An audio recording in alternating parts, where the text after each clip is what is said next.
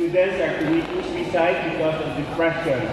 Fire, accidents, and calamities are some of the daily occurrences which we encounter in our daily lives.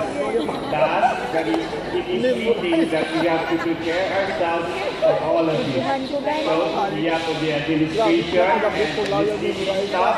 I would like to welcome you all to this lecture forum on first aid and bandaging and caring. So once again, welcome and good morning.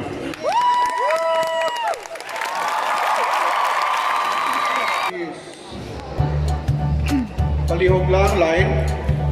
Palihog linya kamo tanan. Nabutaw si Sen. Linya kamo tanan sa front. Okay. Wag iti figure na ano. Mga trainees pa lang ini sila. Do you think pwede ni sila maka-help kung may makita sila nga injured person? Do you think? Okay, pwede. Pero ang obrahon nila, hindi sila magtandog kung may pamilya sa palibot nga hindi magpasugot ng tandugon nila. Or, i-record lang nila, tanan na makita nila sa palibot. Istoryahon nila ang victim ko. Hindi na isang kwano, isang paulaman nyo gani, isang...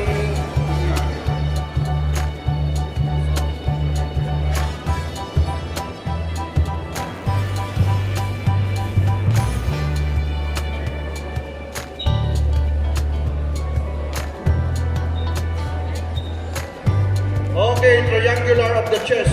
Unahon nato ang chest. Okay. Ang base.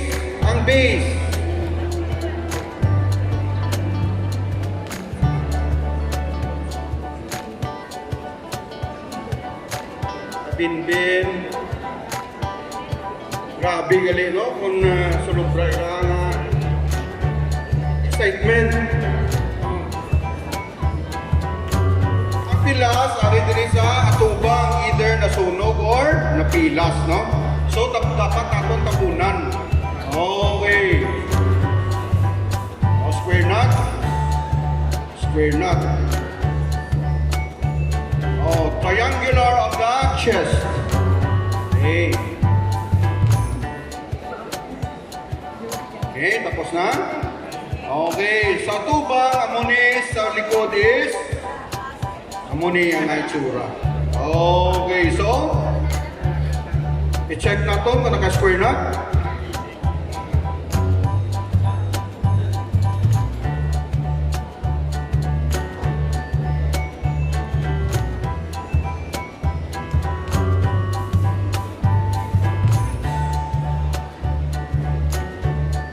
Perfect. Thank you. Miss, ano gani? Kapitan, sir. Kapitan. Perfect. Okay, palakpak mo gabi. Okay. Okay, kabinbin naman.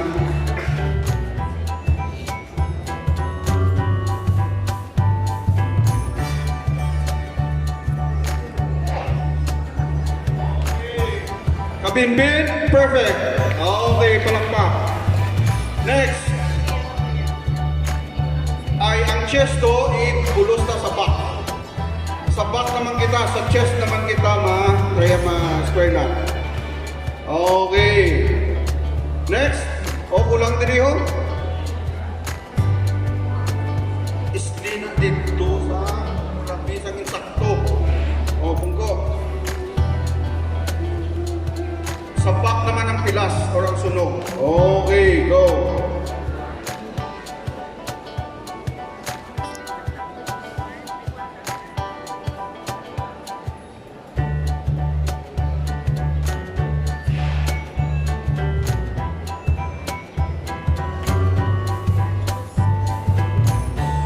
Okay, so, diri ang atong pilas, diri ang atong sunog. Okay, diri ang moon. Okay. So, ginbaliskat lang, amo mangyapon sa atubang. Okay, so, chikunta ko naka-square knot.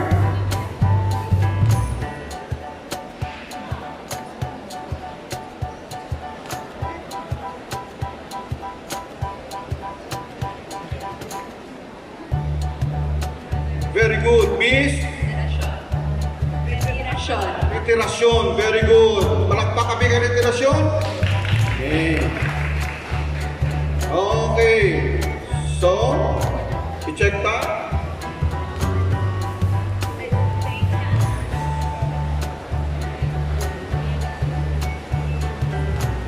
Okay, very good, Miss.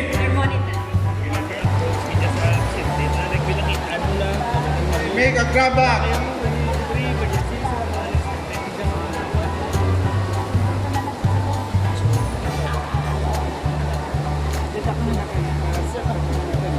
Okay na. Ang birthday ko. Yan na. Tunog ni Jack lang din. 28. Ano naman? Before pa na lang Sunday. November 28.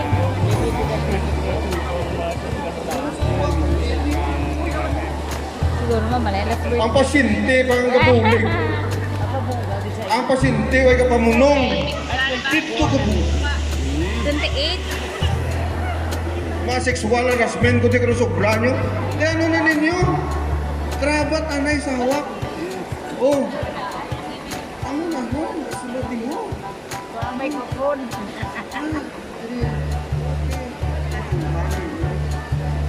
Okay. Hindi na ano nun sa masaot. Between the legs. Between the legs. Between the legs. Okay. Sadya niya ito mga trainee niya eh. Masaot, masaot. Gini mo iya nga palda.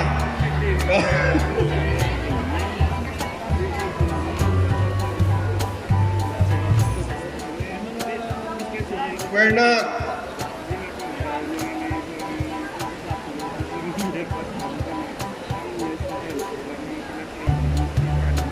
Pasyente, may muyong. Okay. So, ang hit na to ng pilas ari sa hip. So, ginatabunan. So, kung ang pilas dari sa piyak, sa ilo lang. Nakuha? Okay, i-check tang ila ubra.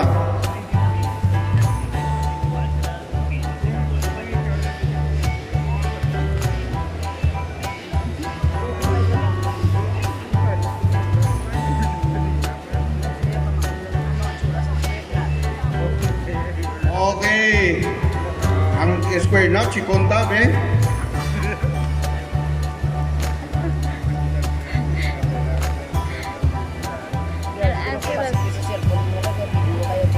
Mag-video ako ni Loyo. Tama na akong videos. Alita naman ko bala. Okay, first the open wounds. An open wound is an injury involving an external or internal break in your body, usually involving the skin. No? Any open wound bali caused by an injury is called an open wound. Okay, so what is important in an open wound is to stop the bleeding. Okay, whenever there is an injury, especially if it involves the artery, usually there is spurting of blood. When you say spurting of blood, blood na nagapiswitid, no? So, ang pinaka-importante sa mga open wounds, bali, especially if there's spurting of blood, is direct pressure. Remember ha, wherever you go, basta makita mo may profuse bleeding, apply direct pressure using a clean cloth or a clean handkerchief. I-wrap ninyo dira sa i-pressure nyo lang. We have a so-called clotting factors in our blood, no? Within 5 to 10 minutes usually our blood would clot. Kaya may clotting factors kita. So by applying direct pressure, eventually maklat mo lang na siya, no? Do not try to clean the wound during spurting pa, during bleeding. Basta apply lang direct pressure to stop the bleeding, okay? Next, these are the different types of open wounds. The punctured wound, no? Ang punctured wound, this one, the first, no? Has a tendency to go into tetanus. You know, tetanus bacteria are aerobic. Yes, ma'am. Punctured wound, usually, there is no oxygen inside. So it is really tetanus prone. So with this wound, we usually give anti-tetanus. Aside from giving antibiotics, we also give anti-tetanus prophylaxis, no? tetanus toxoid and tetanus immunoglobulin. Tetanus toxoid, we give it usually, it's a delayed ang actions ng tetanus toxoid. If you give it, it will stimulate your immune system to produce antibodies pa. So it will take after a few weeks pa before mag-take effect siya. The immunoglobulin is the antibody itself, no? We have the human tetanus immunoglobulin. We give it also directly upon applying or giving the tetanus immunoglobulin. Immediately the patient's already immune or safe from tetanus, okay? And then the lacerations. Basta mga hiwa na siya nga type of wounds sa muna, we call that lacerations, no? Punctured wound, lacerations, and abrasions, mga gasgas, okay? Avulsion, for example, naipit ng isa katudlo, pag na-avul siya, na kito na huslo, kit baling unod. We call that avulsion, no? Kung isa, pati ang bone is cut or fractured, bali, in cases of avulsion. Okay? So, these are naman, a while ago, we're discussing about our open wounds. And now, we'll talk about naman closed wounds. No? One of the most common example of closed wounds is bruise or hematoma. Whenever we have injuries, like for example, blunt injuries, nakabunggo kita, nasumbagan or whatever, and then there is bleeding inside. However, there's no cut outside, so blood will not go out. Hindi makagawa ang dugo. So that accumulates inside, causing hematoma. Ang sila nila nag-black eye o kung nagpalanggit-om. Okay? It's a sign of bleeding. There is bleeding inside. However, since there's no cut outside, so blood could not come out, and then that becomes a hematoma. Usually, in cases of hematomas, we only apply ice packing, no? Cold compress. Eventually, maybe after a week or two, that will just simply disappear. Okay? So, next. These are the mode of management in cases of hematoma. Rest, no? Ipahuway lang. No need for any antibiotics because there's no opening outside, there's no cut outside, so no need for antibiotics. Ang bleeding is only inside. Then apply ice packing, as I have mentioned earlier, and then compressions achieved by using elastic bandages. Then elevate the injured area. For example, ang hematoma sa upper extremities, sa hands, no?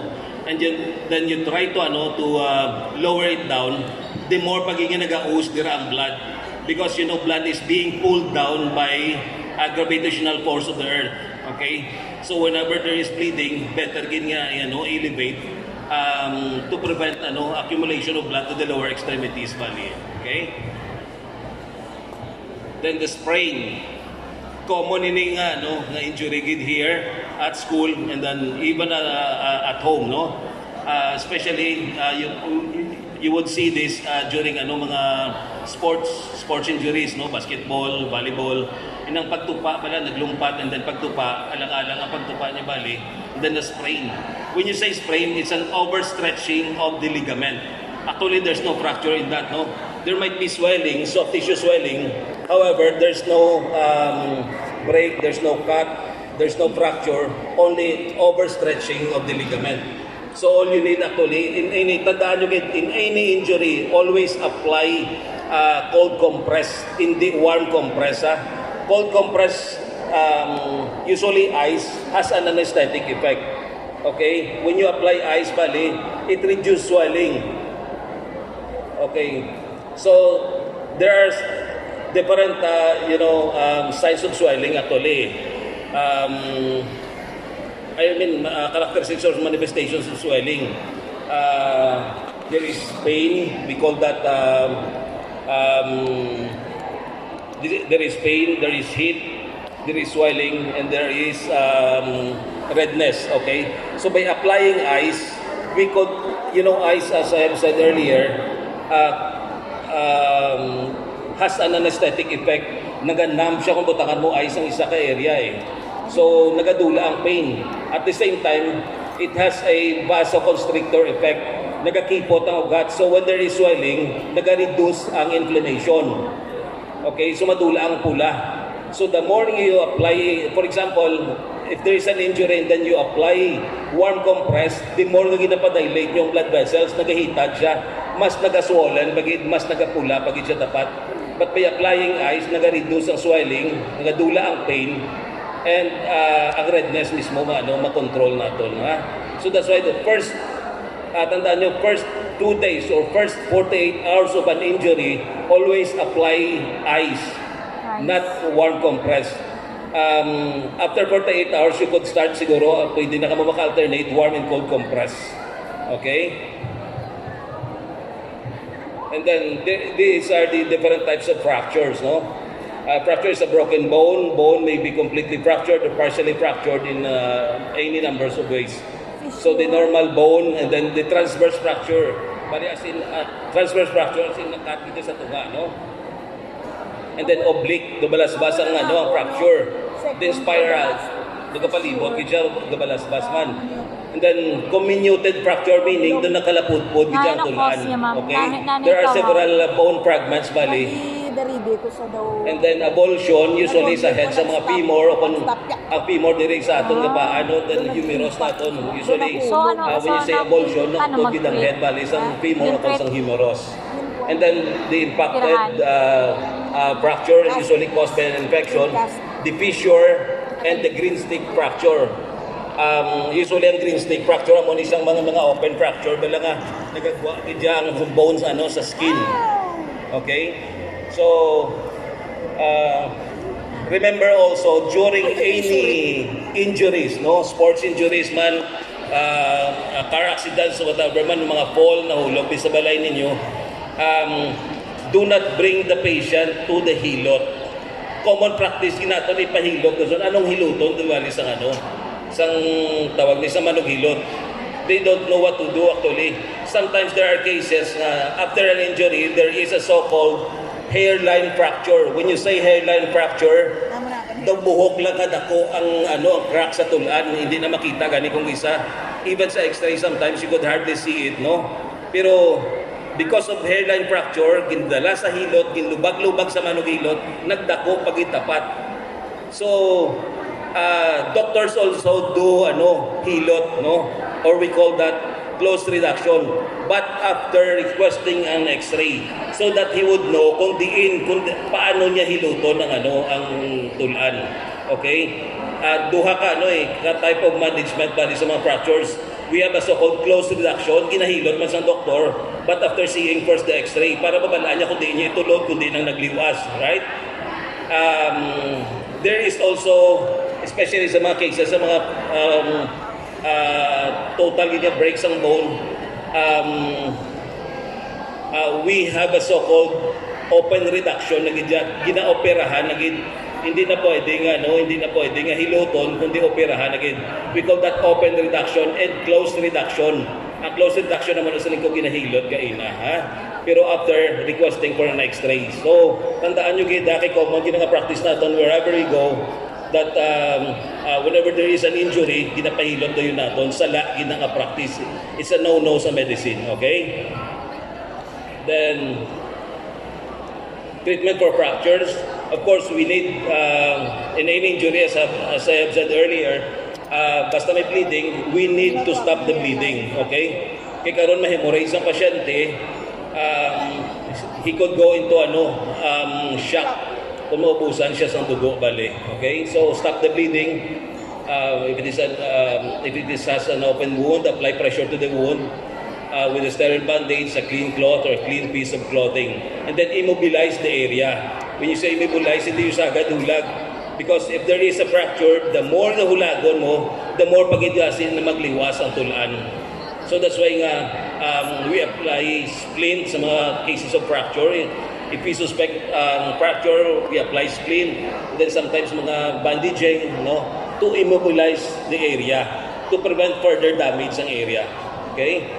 And then splinting, applies ice packs, I have said earlier. First 48 hours ice packing kita. And then treat for shock. And patient would go into shock if left untreated, especially when there is profuse bleeding. That's why apply direct pressure to the bleeding area until such time na mag-function ng atong clotting factors na mag-stop ng bleeding. Okay? Next. Shock.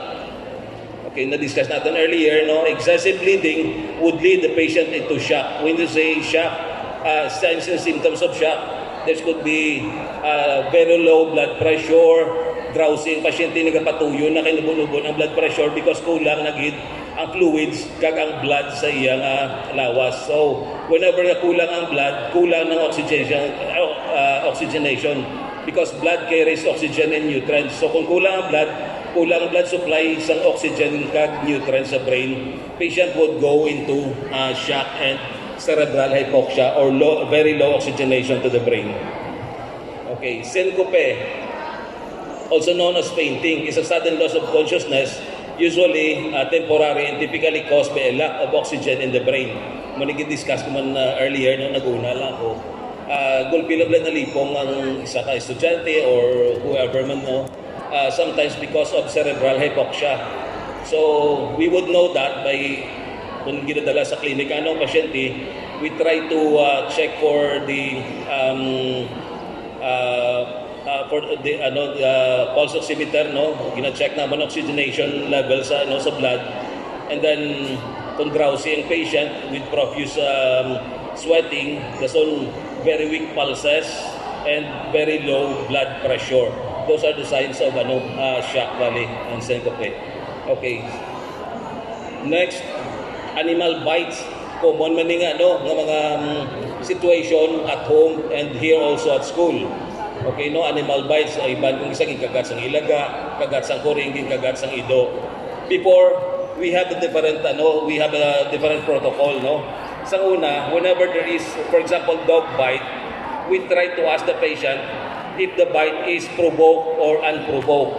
When you say provoked bite, nag-agi ka din, for example, ng ido, nagkakaon, gintapakan mo siya, ginsipa mo siya, gigwa mong pagkaon niya, nangakig ang ido, ginkagatsa ka. That is a provoked bite. Ginano mo siya gin-irritate mo ang sapat, no? Pero ang unprovoked bite, nag-agi ka lang, gulpi lang ginkagat ka without any reason. That is unprovoked. Usually, unprovoked bite, amo ng mga rabid nga type of bite. When you say rabid, may mga rabies na sila, no? O kung may ginabadsyag ang sapat, nga anything, hindi man rabies, pero may mga medical problem na ang sapat, nagapasingit siya. Usually, animals would go into dark places, bali, whenever they have some mga medical problem. And pares man sa tao they could have medical problems.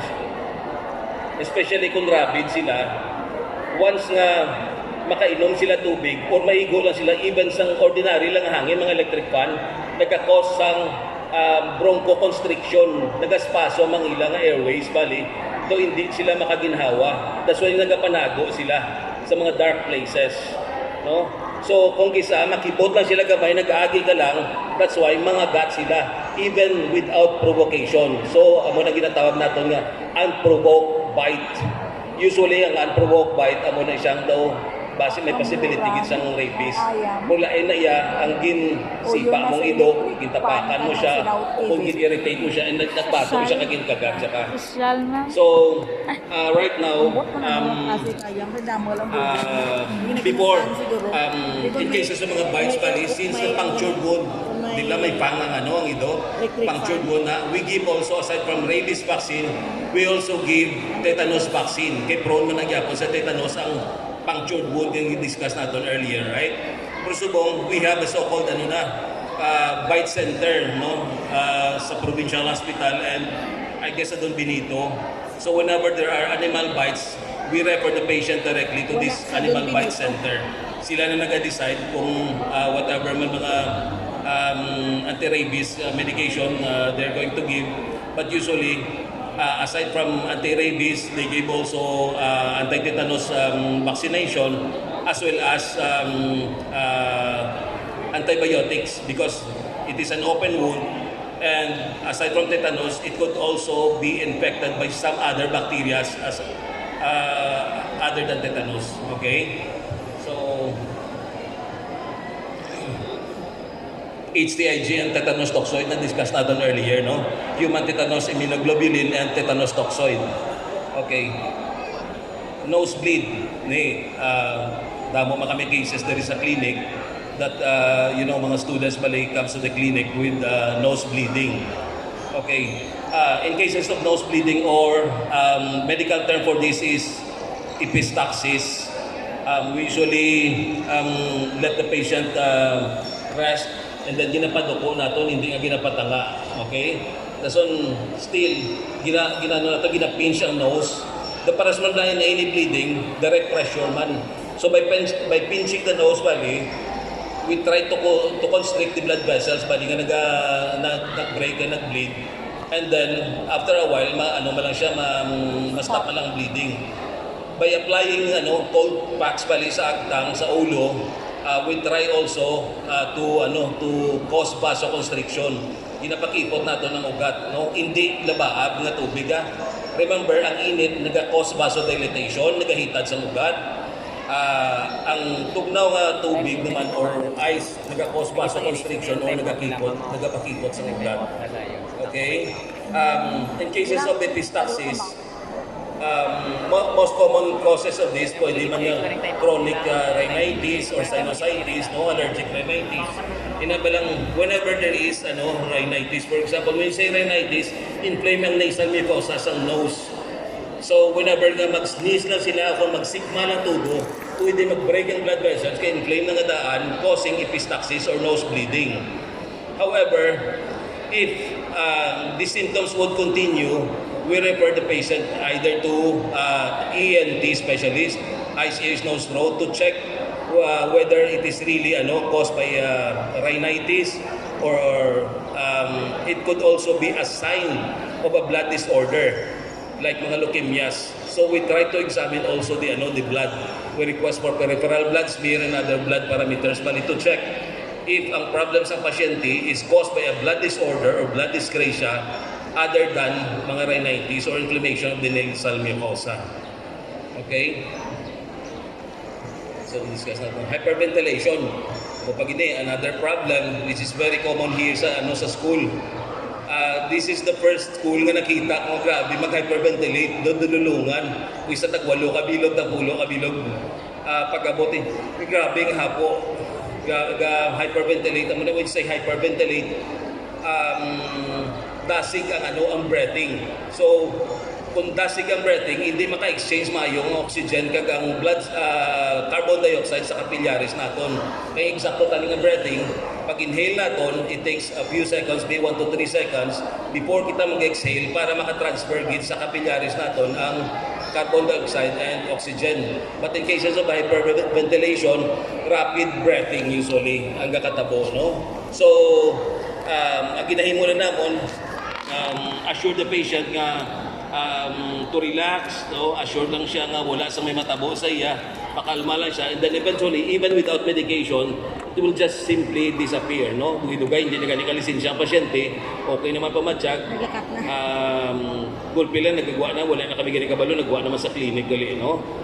So, as discussed earlier by Dexter, in any situations like this, ang ibang bala pagkakita, nag-try.